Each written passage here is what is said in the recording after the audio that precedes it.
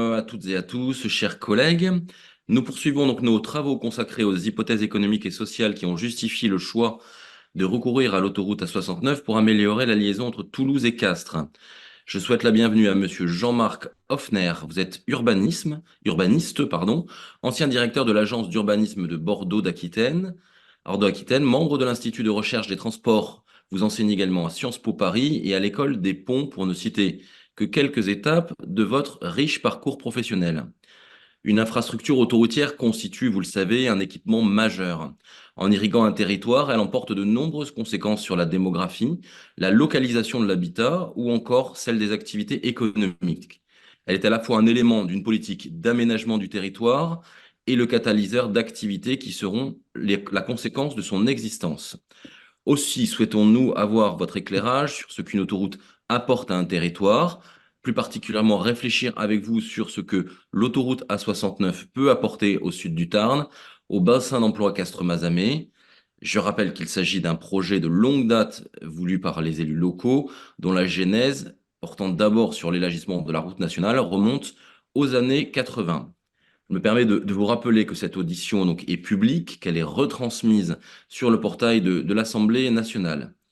Monsieur, bien que vous ne soyez pas directement concerné par l'autoroute A69, je dois néanmoins préalablement, en application de l'article 6 de l'ordonnance du 17 novembre 1958 relative au fonctionnement des assemblées parlementaires, vous demander de prêter serment de dire la vérité, toute la vérité, rien que la vérité, et de dire je le jure.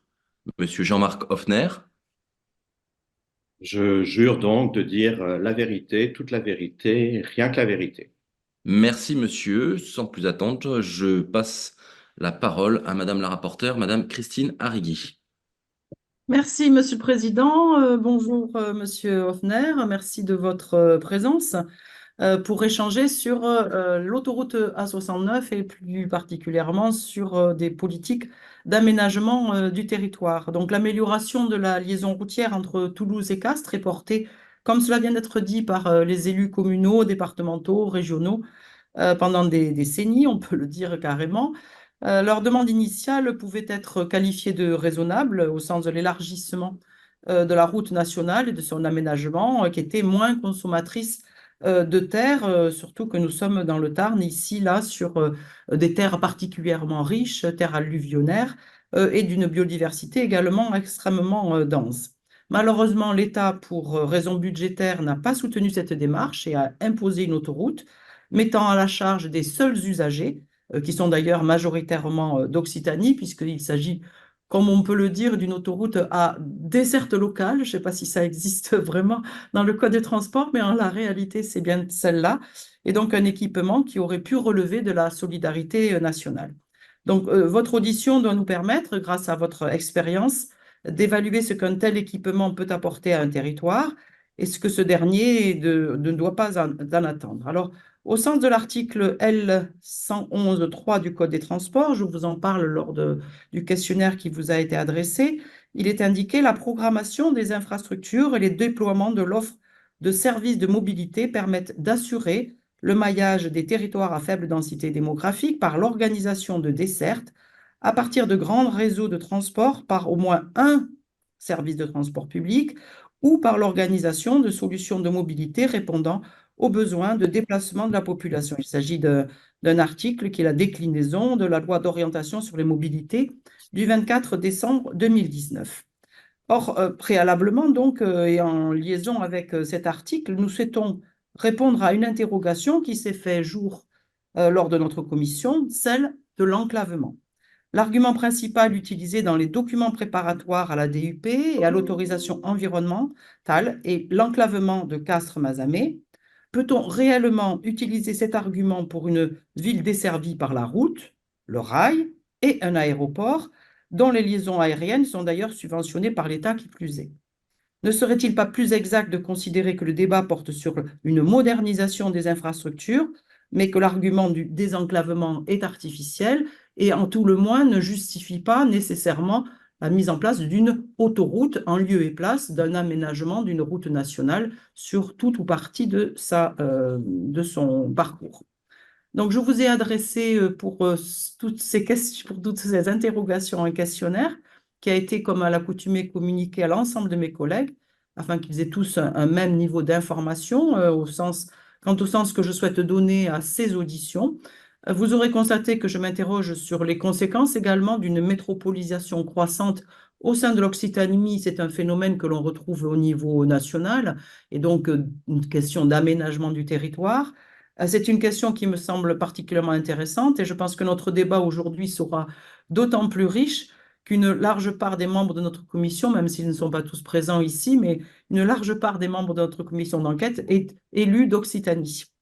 Voilà, j'arrête ici et je reprendrai la parole et avec d'autres questions éventuelles après votre intervention. Je vous remercie. Merci, Monsieur le Président, Merci, Monsieur Hoffner. Madame. Vous avez la parole. Pardon. Euh, Madame la rapporteure, Mesdames, Messieurs les députés, quelques minutes de présentation très rapide, mais pour vous expliquer peut-être la nature des propos que je vais développer. Bon, j'ai eu une carrière de 30 ans de recherche, y compris avec des responsabilités effectivement au CNRS, à l'École des Ponts, recherche sur les questions de mobilité, d'articulation entre réseau et territoire, mais aussi des travaux sur la planification urbaine et territoriale. Voilà, il se trouve que j'ai une formation initiale à la fois en ingénierie et en sciences sociales. Et donc, je me suis beaucoup intéressé à l'articulation entre les processus d'évaluation et la décision politique. Ça, c'est un premier point. Puis le deuxième point, c'est que après ces 30 ans de bons et loyaux services dans l'enseignement supérieur et la recherche, j'ai été pendant 13 ans directeur de l'agence d'urbanisme Bordeaux-Aquitaine, où là, j'ai été plus en contact, sinon dans l'opérationnel, du moins dans la conception et la mise en œuvre de l'action publique. Ce qui fera que parfois mes exemples seront plus aquitains qu'occitans. Mais vous l'accepterez volontiers, j'imagine. Alors, cette affaire d'enclavement, pour vous répondre tout de suite, et puis je reviendrai ensuite sur, mais le mot est intéressant. Euh, alors, on pourrait dire qu'un territoire est enclavé quand il est étranger à son environnement. Hein, les enclaves célèbres en matière de géopolitique, Kaliningrad, voilà, ancien Königsberg, enclave russe au sein de pays étrangers, c'est d'une certaine manière l'amplification d'effets frontières. Les effets frontières, il y en a toujours, dès lors qu'il y a un périmètre, il y a une frontière. Hein. Mais dans un enclavement qui est forcément relatif, qui n'est jamais absolu, les effets frontières sont amplifiés. Et pour prendre un autre vocabulaire, on pourrait dire que la continuité territoriale ne se fait pas facilement. Donc, on voit bien que c'est une affaire relative, on voit bien que c'est une question de niveau d'insertion, de modalités d'insertion quantitative et qualitative dans des réseaux d'échange. Mais ces réseaux, ils sont nombreux, on peut s'y insérer de multiples manières. Donc, je reviendrai là-dessus par rapport à cette affaire de savoir si Castres est enclavé ou pas. Mais une autre question qui est intéressante et sur laquelle je vais ensuite développer mon propos, c'est qu'il n'est pas sûr qu'un enclavement soit forcément une mauvaise nouvelle. Je vais vous prendre deux exemples que je cite souvent et qui ont été résumés par des titres de journaux. Le Monde en 2015, Bretagne, une région aisée, mais qui souffre de son enclavement. Effectivement, la Bretagne est le Finistère de la France. Pourquoi souffre-t-elle de son enclavement? Elle est aisée. Et plus intéressant encore, 2014, une grève d'Air France. La grève d'Air France met en lumière l'enclavement de Toulouse. Sans TGV et à la merci des grèves d'Air France, la capitale régionale se révèle mal desservie et isolée. Alors c'est intéressant parce que s'il y a une ville qui se porte bien depuis 40 ans en France, c'est Toulouse. Voilà. Voilà. Donc on voit bien que la Bretagne se porte aussi plutôt bien, effectivement, du macroéconomique et socio-économique, Toulouse aussi. Et on veut absolument nous expliquer que ces villes ou ces régions sont enclavées et que c'est un problème. Voilà. Je ne vais pas plus loin là-dessus, mais on voit bien là qu'il y a euh, évidemment une question de relativité dans cette notion d'enclavement. Toulouse sans TGV, bon, là, je dirais que l'affaire va peut-être être réglée, mais est-ce un problème? Est-ce un problème? Et on voit bien là qu'on est sur d'autres manières de penser l'insertion dans les réseaux, c'est-à-dire qu'il y a un moment dans l'histoire de l'évolution du réseau du TGV qui fait que si presque tout le monde en a, si presque toutes les grandes villes en ont, il faut que celle qui n'est pas encore desservie ait également sa gare TGV et le TGV qui arrive. Et donc, on est sur un autre registre d'argumentaire, finalement, qui est de dire qu'à un certain moment dans la société, dans la pensée territoriale, le fait de ne pas avoir accès à tel ou tel réseau devient dirimant. Même chose pour la Bretagne, d'une certaine manière. Quimper et Brest voudraient le TGV à, à 3 heures. Les flux ne sont pas là. Et pour autant, ce Finistère, cet éloignement géographique, structurel, peut aussi être évidemment un atout par rapport à d'autres formes de projets territoriaux. Voilà, juste pour mettre en évidence le fait que dès qu'on parle de réseau, d'infrastructure, moi je vous parlerai assez indifféremment de ferroviaire, de TGV, de route ou voire de tramway ou de métro ou de réseau d'énergie. On va avoir des registres argumentaires différents suivant les périodes de développement du réseau. Et ça, évidemment, les évaluations ex ante de l'intérêt des projets ne prennent pas en compte cette manière de penser le réseau et son évolution. Alors, pour restructurer le propos, il se trouve qu'il y a 30 ans, j'ai écrit dans la revue phare francophone de géographie qui s'appelle l'Espace géographique, un article qui s'appelait Les effets structurants du transport, mythes politiques, mystification scientifique. Le titre a peut-être été un peu pour le succès de l'article qui a été cité à la fois dans le monde académique et hors du monde académique. Il a été tellement, entre guillemets, reconnu que la revue a fait 20 ans après, c'est-à-dire en 2014, un dossier sur l'article d'Hoffner 20 ans après. Je vais vous en donner la teneur. Mais ce qui est intéressant et perturbant pour un scientifique, un intellectuel engagé dans le monde public, c'est que personne n'a vraiment remis en compte du point de vue scientifique, technique, intellectuel, ma thèse. Et pour autant, cette idée d'effet structurant, d'impact, continue à perdurer et continue à alimenter le discours politique, médiatique aussi, politique sur les réseaux de transport. Et donc là, c'est peut-être l'originalité de mon propos, c'est d'essayer de comprendre, mais avec vous, pourquoi cette force de ce que j'appelle un peu fortement cette mystification scientifique. Et pourquoi le mythe politique est toujours là et pourquoi le mythe politique continue à servir d'argument pour ces projets d'infrastructure. Alors, rapidement, parce que c'est va pas dire ça peut être un peu ingrat, mais pourquoi une mystification scientifique? Il y a eu beaucoup d'études de suivi effectuées ici et là, en France, à l'étranger, dans des cadres plus ou moins formels par rapport à la législation ou dans des cadres plus scientifiques.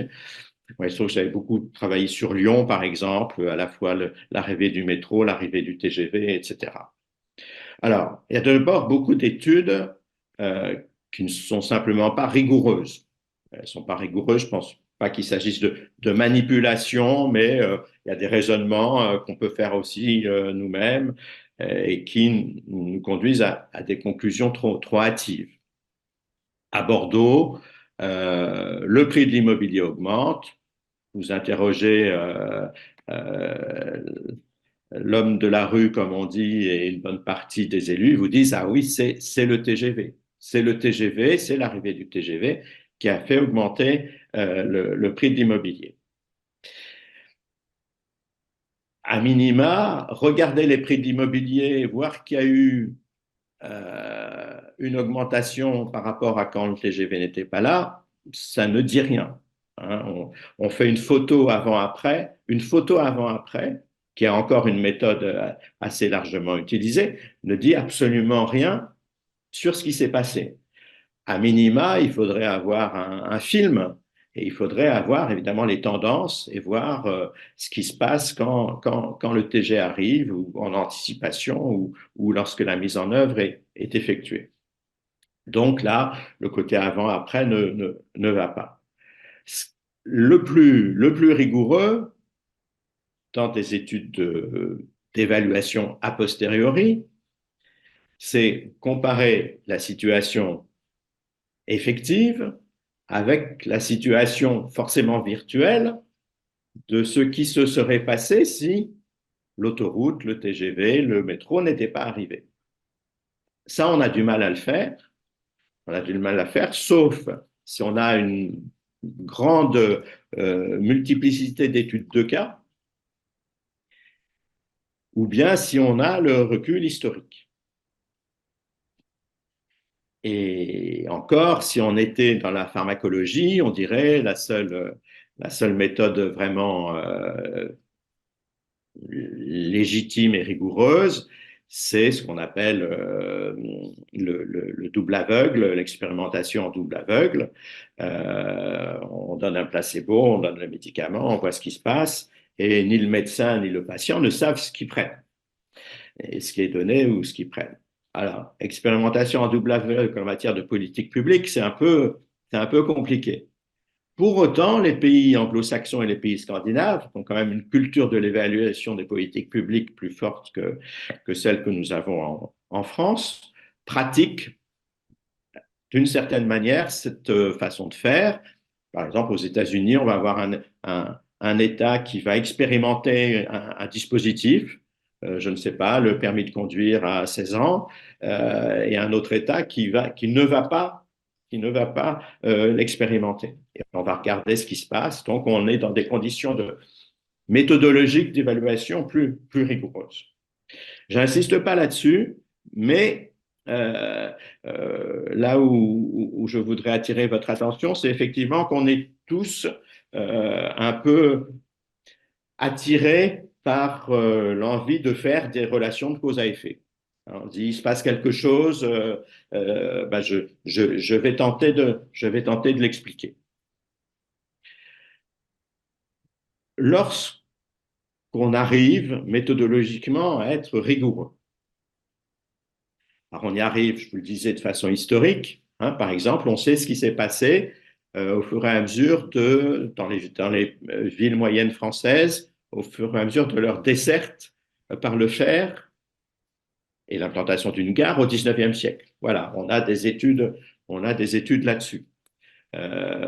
On sait, à force d'avoir, pour le coup, avoir eu des observatoires sur les autoroutes, en France, on sait quand même assez bien, parce qu'on a été sur la longue durée, ce qui s'est passé sur les autoroutes, y compris depuis, peut-être que certains personnes auditionnées vous ont cité le travail d'une thèse de François Plassard, qui était dans le laboratoire d'économie des transports d'Alain Bonafous et d'Yves Crozet, sa thèse sur autoroutes et développement régional, et qui va conclure en 1977 par l'absence d'effet des autoroutes. Donc, si on laisse de côté donc la critique méthodologique, mais qui est une critique nécessaire, hein, parce que, bon, par exemple, les bilans LOTI, c'est souvent fait un peu rapidement, mais même eux, on arrive à dire des choses intéressantes. En tout cas, voilà, quand on prend le temps et les précautions, quelle est, en formule synthétique, la conclusion? La conclusion, c'est que les infrastructures de transport amplifient et accélèrent des tendances préexistantes. Je pense qu'il y a consensus là-dessus. Il y a consensus, y compris dans des organismes tels que les héritiers de la DATAR, par exemple, qui étaient très sur quand même une vision très aménagiste, très proactive des infrastructures, acceptent cette idée qu'il y a amplification, accélération des tendances préexistantes. Le mécanisme est finalement assez simple. Une infrastructure de transport nouvelle crée, grâce à des vitesses plus rapides, un accroissement de l'accessibilité et donc une dilatation des aires de marché, des zones de chalandise. Des aires de marché pour des services, pour des produits, pour de l'habitat, pour de l'emploi. Ça, on le comprend bien. On le comprend bien. La 69 se fait.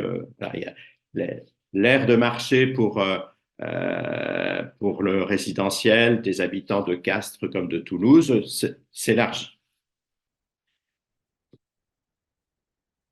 Mais cette affaire d'élargissement des aires de marché, elle ne fonctionne que pour certains services ou certains produits.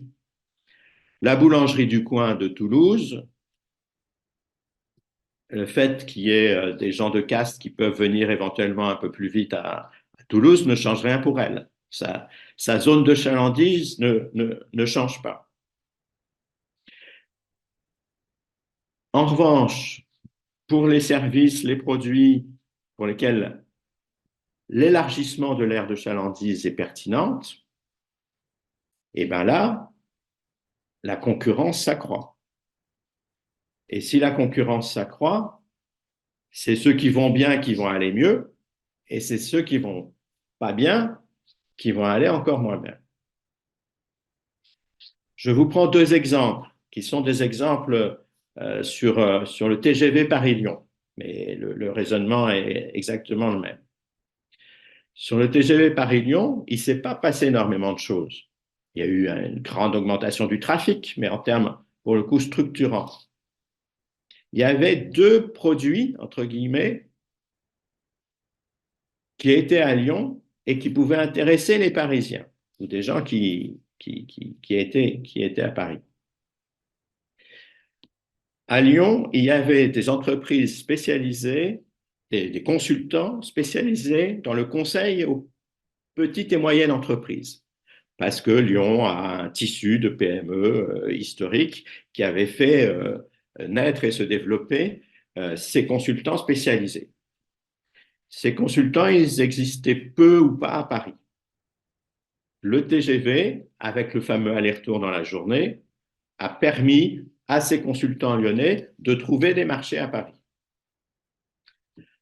Deuxième exemple, sinon plus anecdotique, du moins d'une autre nature, la gastronomie lyonnaise.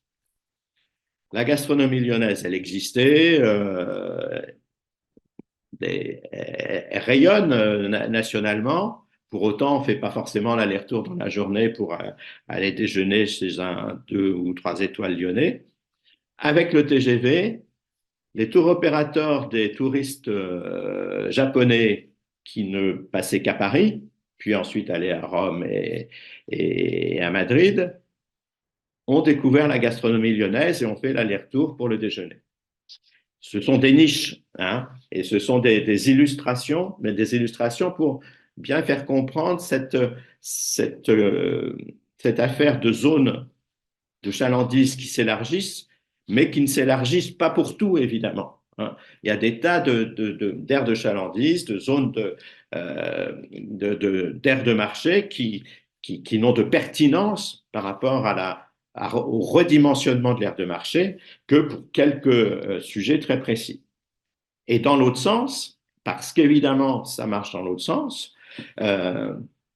vous avez un boucher au fin fond d'une vallée alpine qui vit tranquillement à vendre sa viande un peu plus cher, évidemment, qu'ailleurs, mais comme les habitants du village n'ont pas d'accès à l'hypermarché qui est un peu plus loin, le boucher vit tranquillement.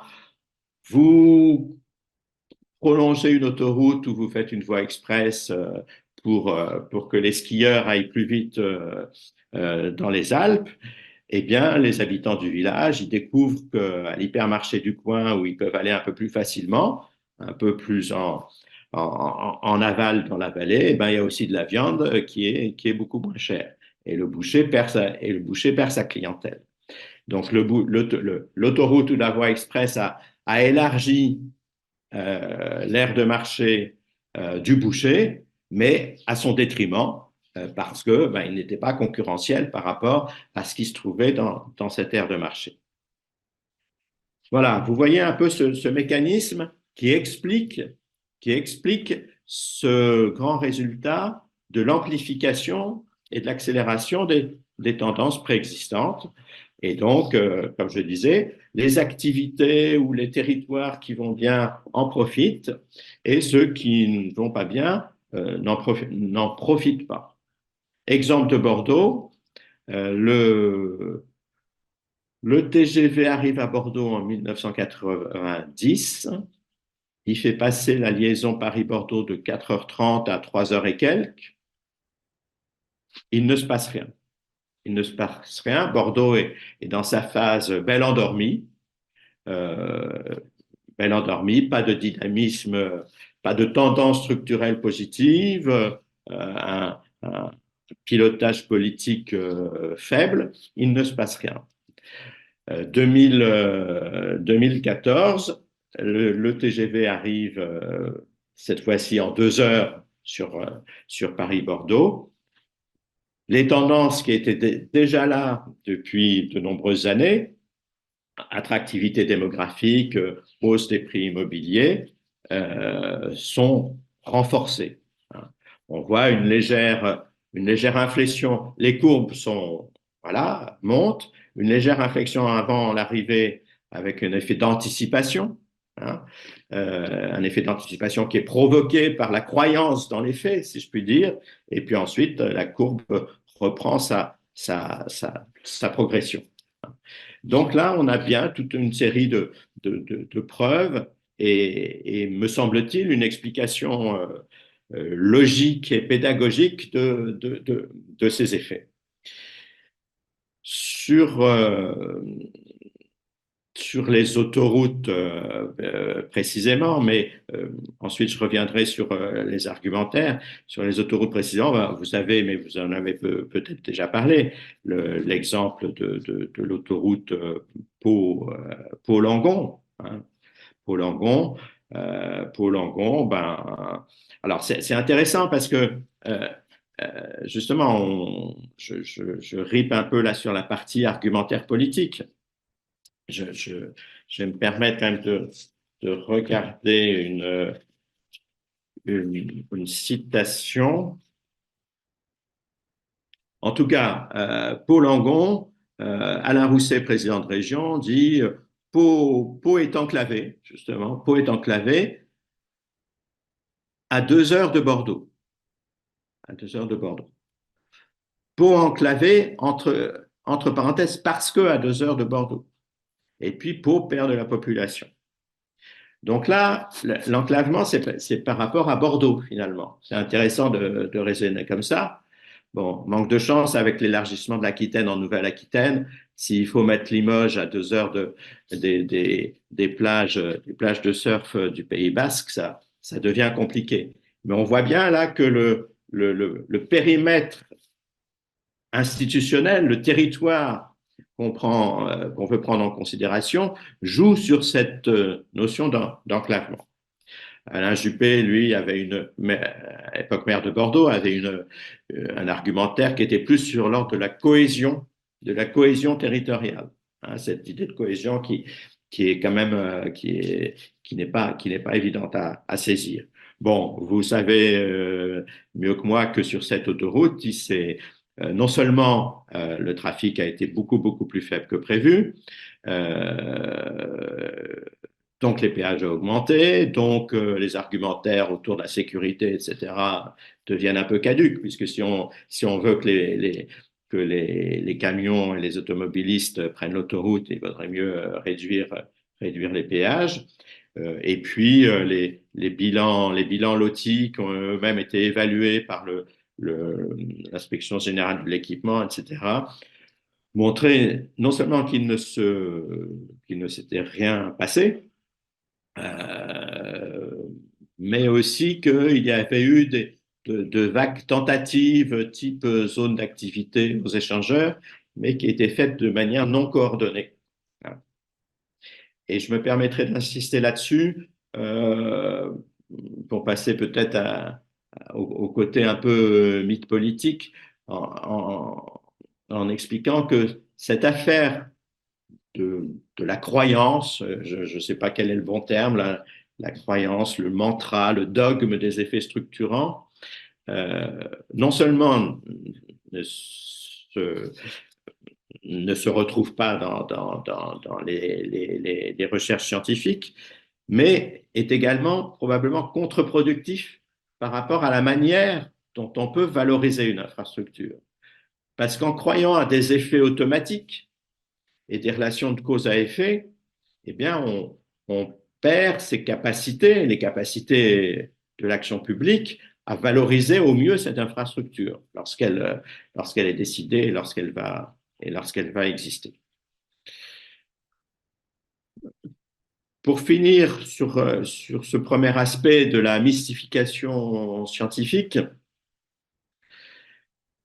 il y a aussi quelque chose d'intéressant à comprendre, me semble-t-il, c'est que euh, au-delà de cet aspect d'amplification et d'accélération des tendances préexistantes, il y a des effets appelons ça synergie. On n'est pas dans des relations de cause à effet, de toute façon, hein, mais on est dans je dirais, des convergences de mutation. Je vais prendre un exemple qui est sur les comportements de déplacement. C'est-à-dire quand est-ce qu'on change, quand est-ce qu'on quitte sa voiture pour prendre le transport collectif, quand est-ce qu'on quitte le transport collectif pour prendre le vélo, voilà, les changements de comportement de déplacement. Si on regarde ces changements de comportement avec la fameuse formule toute chose égale par ailleurs, c'est-à-dire on touche rien, on prend des gens dans lesquels il ne se passe rien dans leur vie, si je puis dire, qui ne changent pas de logement, qui ne changent pas d'emploi, qui ne changent pas de structure familiale, et ben en général, il ne se passe rien. Car la nouvelle offre de transport ne modifie pas leur comportement de déplacement.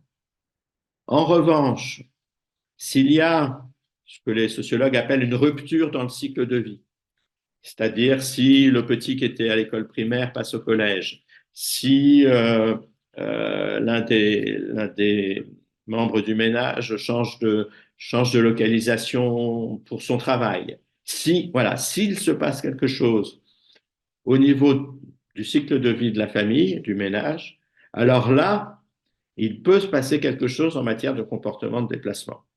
Et on le vit tous et toutes, on le perçoit bien soi-même. Si on a effectivement une transformation de ces modes de mobilité, c'est bien en général quand il y a par ailleurs quelque chose qui nous fait soit découvrir qu'il y a une nouvelle offre de transport, soit repenser nos manières de se déplacer. Donc, tout cela pour dire que il faut effectivement oublier la relation de cause à effet et être sur l'idée, pardon, qu'il y a cette amplification et cette accélération des tendances et qu'il y a aussi des effets de synergie à rechercher. C'est pour ça que, je dirais, en prospective sur qu'est-ce qu'on pourrait faire de mieux par rapport à la gestion des processus de décision sur ces infrastructures et surtout par la gestion de la mise en œuvre et de l'accompagnement de ces infrastructures de synergie me semble important. Je parle un peu trop là, je vous. Est-ce que vous voulez une petite pause de questions à ce moment ou je continue? À votre convenance, si vous voulez finir votre propos, on vous posera des questions en suivant. D'accord. Voilà. Alors, ensuite, effectivement, si on est d'accord sur cette idée que voilà, qu'il n'y a pas d'effet structurant des transports, que le mot impact est lui-même beaucoup trop fort, hein, mais qu'il y a donc des accompagnements à la fois en termes d'amplification et d'accélération, parce qu'il y a, selon les opportunités, selon les contextes, une nouvelle offre de transport qui va ou pas rentrer en synergie avec d'autres mutations du territoire. Il faut là se demander pourquoi, ce que j'appelle le mythe politique, pourquoi le mythe politique perdure. Parce qu'il est toujours là, hein, il est toujours là et il est toujours là aussi beaucoup dans la manière dont, alors il ne s'agit pas de critiquer les médias, ils ont les mêmes torts que l'ensemble de la société, mais pourquoi aussi les médias relaient beaucoup cette façon de voir les choses. J'ai des tas d'exemples. Le TGV qui va tout changer, l'autoroute Pau-Langon qui va tout changer, couverture d'un hebdomadaire. Alors, il y a une première raison qui n'est pas satisfaisante, mais qui est qu'il est toujours plus facile, voire plus pédagogique, d'expliquer le changement par une relation de cause à effet univoque. Euh, les, les Parisiens envahissent, entre guillemets, Bordeaux parce qu'il y a le TGV. Le problème, c'est que les Parisiens n'ont pas envahi Metz, ni Nancy, ni Strasbourg, où il y avait aussi le TGV. Hein, grosso modo, c'est grosso modo, depuis 20-30 ans, Rennes, Nantes, Bordeaux, Toulouse, Montpellier ont une attractivité démographique que n'ont pas les autres métropoles. Voilà. Je dirais à la fois au-delà effectivement de l'accessibilité TGV, qui est désormais quand même assez bien répartie. Et je dirais même, mais c'est un autre sujet, au-delà même peut-être des politiques publiques locales et métropolitaines développées. Il y a quand même des tendances lourdes sur ces questions. Mais donc, au-delà de l'argument, de l'explication de l'effet structurant par la simplicité de l'analyse,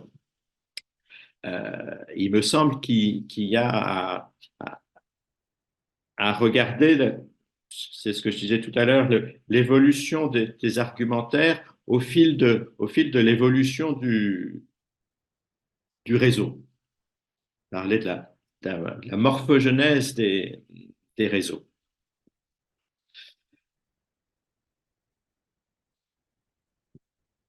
D'abord, le politique, vous le savez mieux que moi, est là pour agir. Il a besoin d'agir. Il a besoin d'agir pour montrer que l'action publique sert à quelque chose. Et très souvent, le grand projet le grand projet dans tous les sens du terme, hein, mais enfin le projet qui est, voilà, pour schématiser sans ironie, le projet que l'on voit et que l'on peut inaugurer. Le grand projet à la faveur de l'action publique locale, territoriale, parce qu'il se voit et parce qu'il et voilà, parce qu'il est la preuve visible de l'action des pouvoirs publics.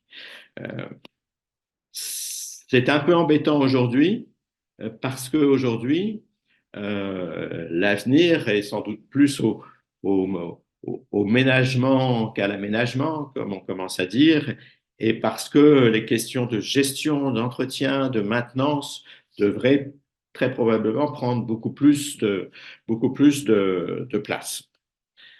Et puis le grand projet, bizarrement, vous allez trouver que j'exagère, mais il est peut-être plus facile à financer.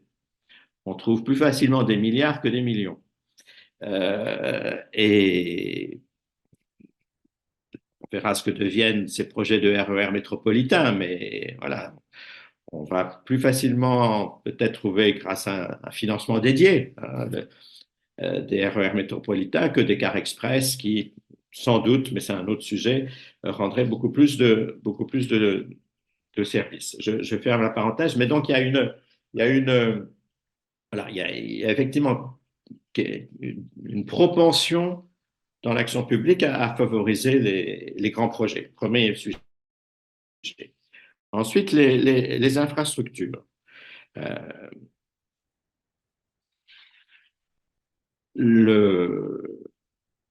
les routes.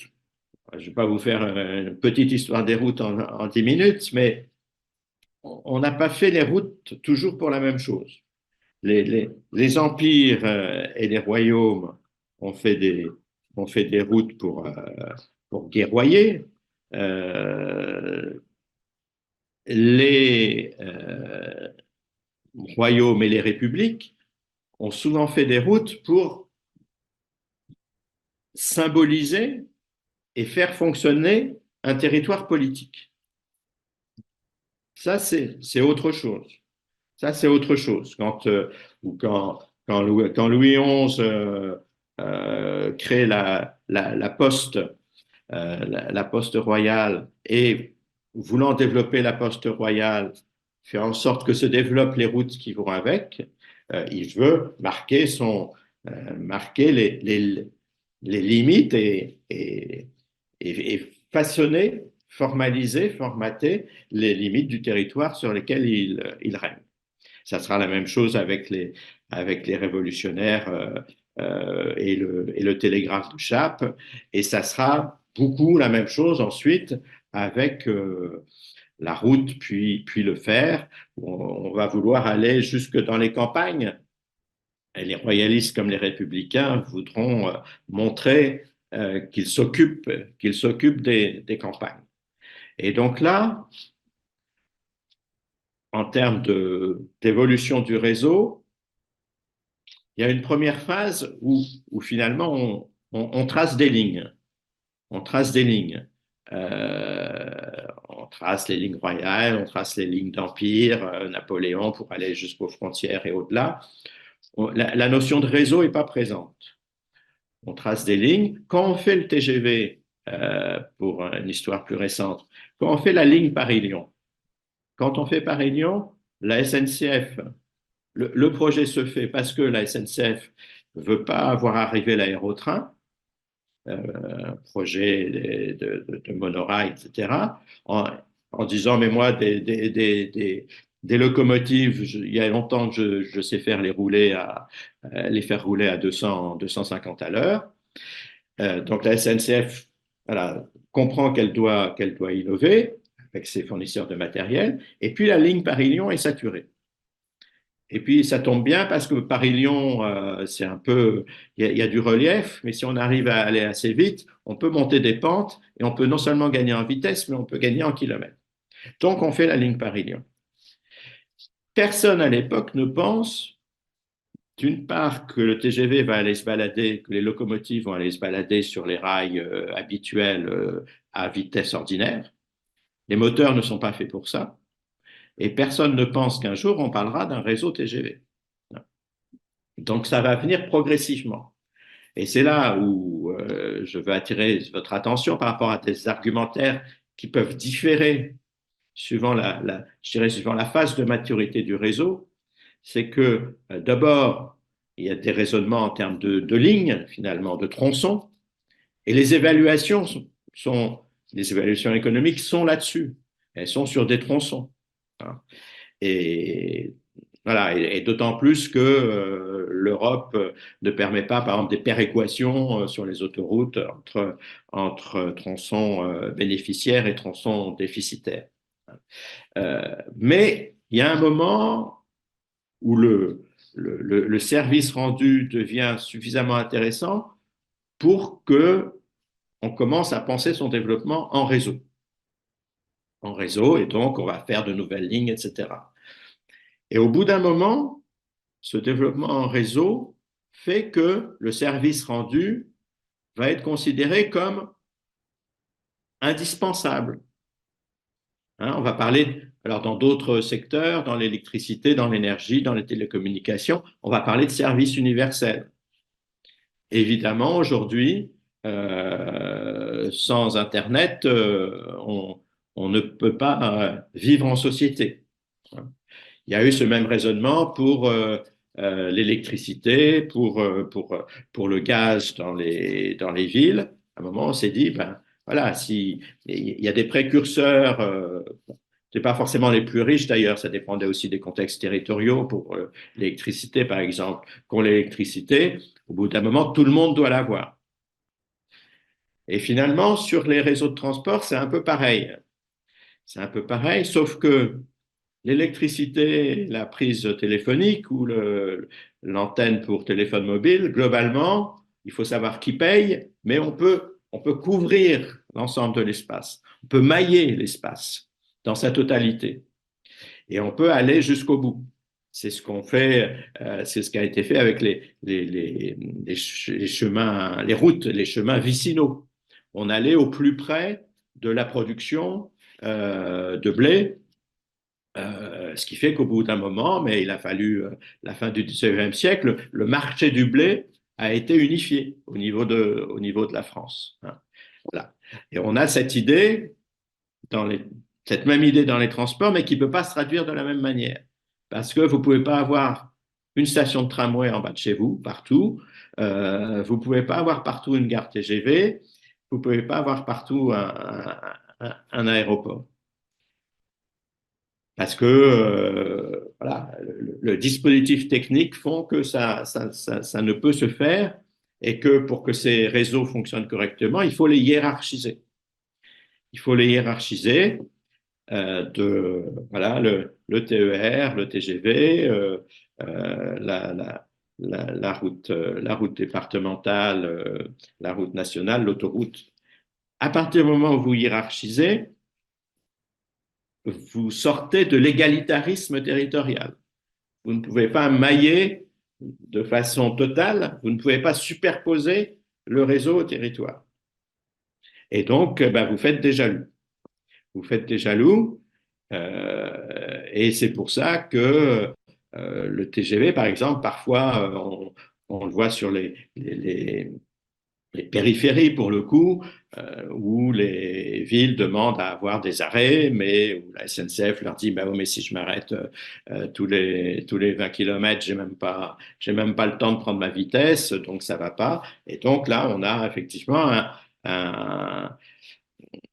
des compromis, on va dire, à trouver entre une inégalité de traitement justifiée par l'efficacité du service et une revendication d'égalité territoriale qui est légitime, surtout en France, par rapport à toute une histoire de la fabrication du territoire. Et donc, l'histoire des autoroutes, c'est un peu ça, c'est-à-dire que euh, évidemment, tout le monde ne peut pas avoir un échangeur routier en bas de chez soi, mais aimerait bien l'avoir. Et donc, pour trouver cet ajustement entre l'impossible couverture universelle et une certaine égalité, on va inventer ce que la loi Pasqua avait formalisé, hein, je ne sais plus, 30 minutes, 40 minutes pour accéder à un échangeur autoroutier ou une gare TGV. Ce qu'on retrouve historiquement. Le métro parisien, quand Fulgurance Bienvenue fait son métro, il dit d'habitants de Paris à plus de 300 mètres d'une station de métro. Le plan Fraissinet de développement du ferroviaire en France, fin du 19e, c'est grosso modo une gare dans chaque chef-lieu. Hein, donc on introduit une norme, je veux dire, d'égalité, mais qui est une égalité évidemment par rapport au territoire et pas par rapport aux individus. Y aurait-il qu'un individu, on lui donnerait éventuellement la possibilité d'avoir accès en 30 minutes à un échangeur autoroutier ou une gare de TGV. Voilà, donc là. Peut-être, Monsieur Hoffner, comme voilà, on a écouté votre propos pendant un peu plus de 50 minutes, je pense qu'il y a des questions et qu'on est un peu contraint dans le, Oui, oui, dans le oui, timing. Je vois que Madame la rapporteure a levé la main pour des questions. J'en ai moi aussi également. Si vous voulez conclure votre propos, peut-être, mais assez rapidement pour qu'on puisse. Ou oui, est-ce que. oui, oui, tout à fait. Alors, ce sur quoi je voudrais insister, c'est dire que ce mythe de l'effet structurant n'est pas propice à la bonne gouvernance de la décision et qu'il faut s'en détacher. Il faut accepter cette idée de l'amplification des tendances, accepter cette idée des synergies pour, pour bien gérer la décision des infrastructures et leur mise en œuvre. Bien gérer tout ça, ça veut dire se préoccuper des tendances préexistantes, anticiper les aires de marché, les zones de chalandise qui vont être affectées par l'infrastructure, en bien ou en mal, et si c'est en mal, eh ben, prévenir ces effets négatifs.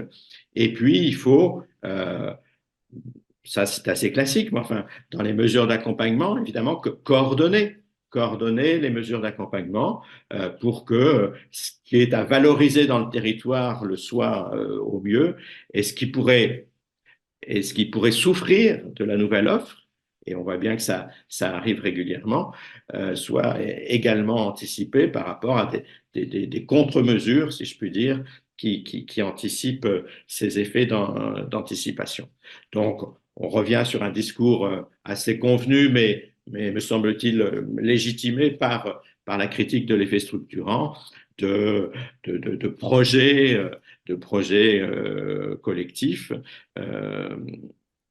30 secondes sur un dernier exemple qui m'a étonné quand je suis parti de Bordeaux. Pas l'autoroute, pardon, le TGV Bordeaux-Toulouse.